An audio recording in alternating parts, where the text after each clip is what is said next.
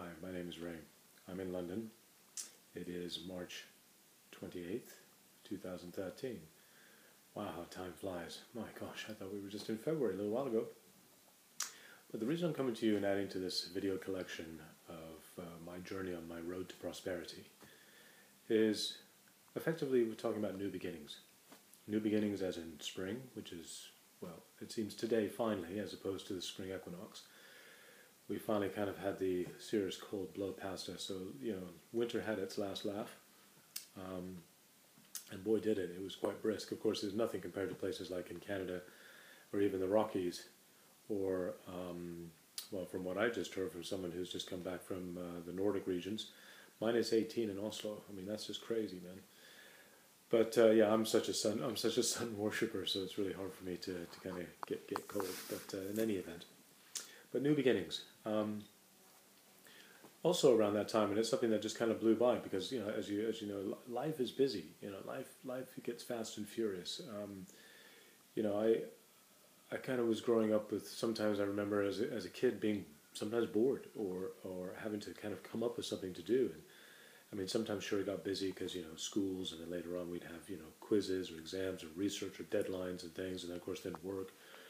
But it seems as we get into the information age, it's just the onslaught. I say onslaught. It's just the bombardment of information, or the instant accessing, and that seems to be what well, it stresses me out. I think it stresses quite a few people out. Is this notion of, I'm often kind of queried as to, I tried to contact you. Why didn't you pick up?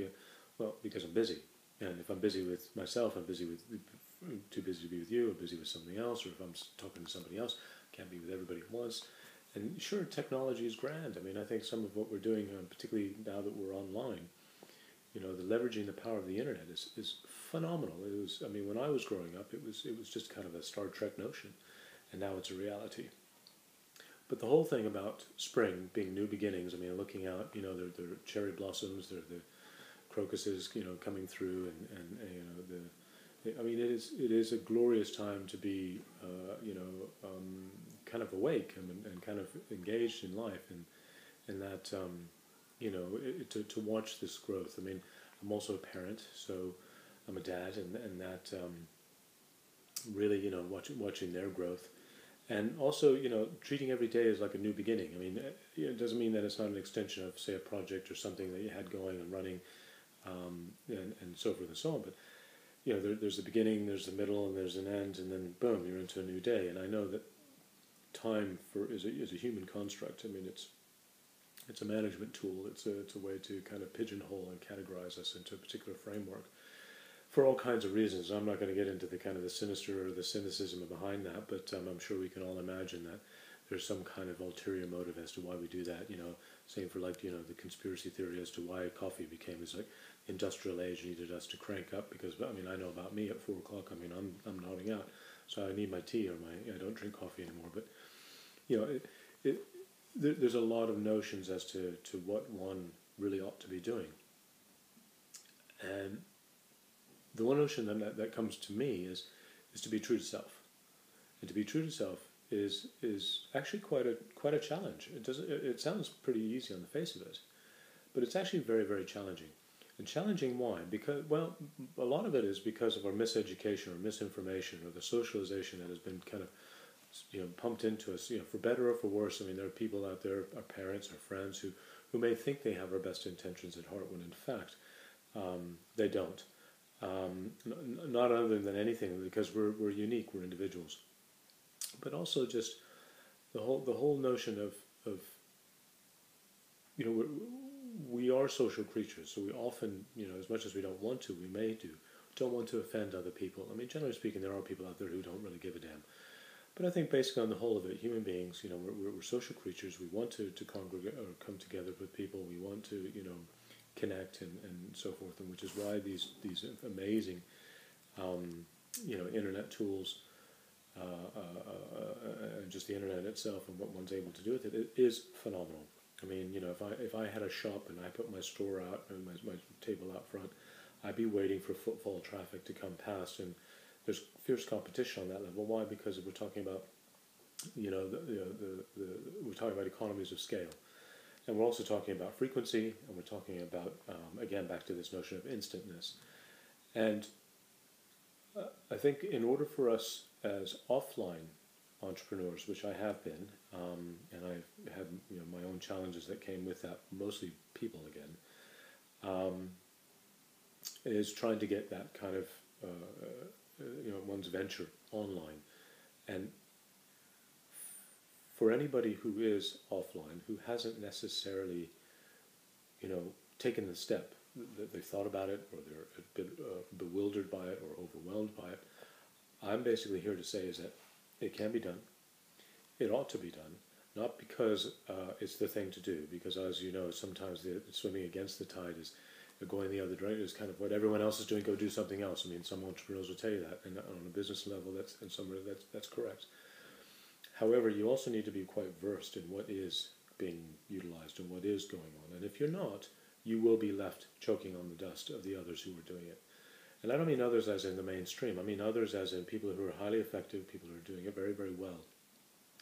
Which brings me to a point of, just for you to know, you are not alone. There are people out there who really do want, myself particularly, who would like very much to kind of walk alongside with you, to allow you and empower you, to enable you to get into what it is that you want to do, and high on friendship, low on judgment, really, because I mean it is a journey, it is a process, and most of the time the processing is within ourselves. There are things that we expect to work in a particular way and they don't, and then the frustration will kick in, or there are expectations, and I've always said expectations will get you every time. So if you just open yourself up, be receptive. There is effectively, like in any other thing offline, there is a particular pathway that's yours. And it's just tools, it's just mechanisms, it's just methodology, it's strategies, it's various toolkits that one can reach for. And there are some out there that are highly effective, as well as there are those out there which are lemons. Who just really are out there to just, who do not have your best interests at heart. And I'm here to say, I have your best interests at heart, because why? Because I've gone through it, I know what it's like, and when I got to that kind of point of having succeeded in kind of breaking through, that kind of realization, that kind of almost an epiphany, that kind of connection with self and that around me, the world around me, was second to none. It is number one. Why? It's not because it's about winning.